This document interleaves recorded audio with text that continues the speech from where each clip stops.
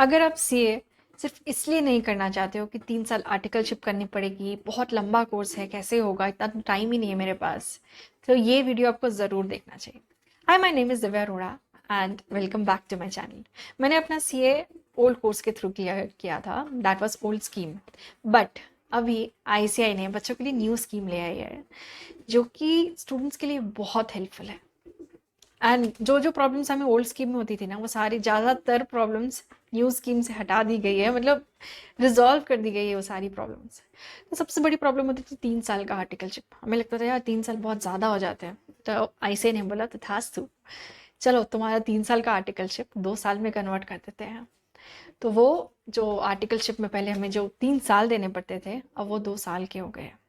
पहले जब आईपीसीसी में ना एमसीक्यू क्वेश्चंस आते थे, उसमें नेगेटिव मार्किंग होती थी, तो बहुत सारे बच्चे क्या होते थे, अटेम्प्ट ही नहीं कर पाते थे, सोचते थे गलत हो गया तो मार्क्स कट जाएंगे। तो आईसीए ने बोला तथास्तु, वो नेगेटिव मार्किंग हटा के हम कोई भी, मतलब अब नो नेगेटिव मार्किंग। पहले क्या होता था, नेगेटिव अगर आपने गलत आंसर दिया तो आपको नेगेटिव मार्किंग होगी। अब कोई नेगेटिव मार्किंग नहीं, आप अटेम्प्ट तो करो, ऐसे ही भी चाहता है कि आप पास हो। तीसरी चीज जो आई थिंक ये मैं हमेशा से चाहती थी, क्योंकि बहुत बच्चों की ना लाइफ इससे ख़राब हो जाती थी। पहले क्या होता था कि आईपीसीसी का अगर आप ग्रुप 1 भी क्लियर कर लेते हो तो आप आर्टिकलशिप स्टार्ट कर सकते हो। उसकी वजह से क्या होता था कि बच्चे आर्टिकलशिप स्टार्ट कर देते थे।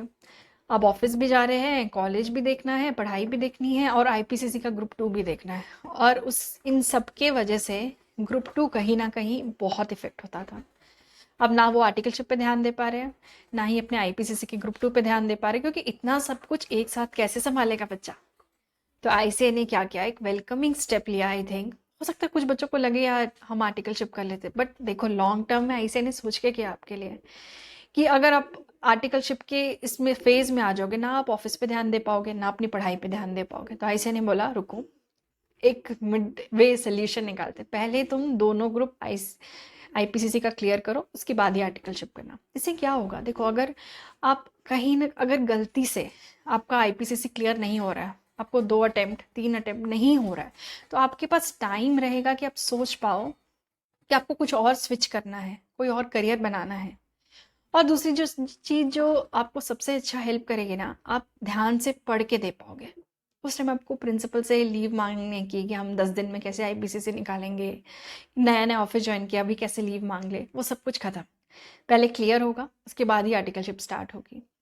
इससे होगा आप एग्जाम में फोकस भी कर पाओगे, और आपको क्लैरिटी भी रहेगी कि आगे आपको सीए करना है या नहीं करना है। अगर आपको नहीं सूट कर रहा है तो हम क्या करते हैं ना, लगे रहते हैं नहीं हो रहा है पूरा आर्टिकल। कुछ बच्चों को तो मैंने ऐसा भी देखा कि वो पूरा आर्टिकलशिप में आईपीसीसी का ग्रुप 2 ही दे रहे होते हैं, और फाइनल तो फिर भूल जाओ। इससे क्या होता है, टाइम भी किल कर रहे हो अपने लाइफ का जो बहुत प्रेशियस है। ये नहीं हो रहा है, ज़रूरी थोड़ी है कि आपको सीए ही करना है, बहुत सारी चीज़ें हैं लाइफ में करने के लिए।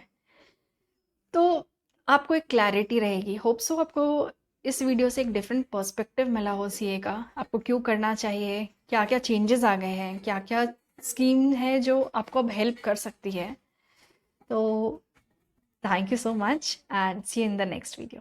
Till then take care.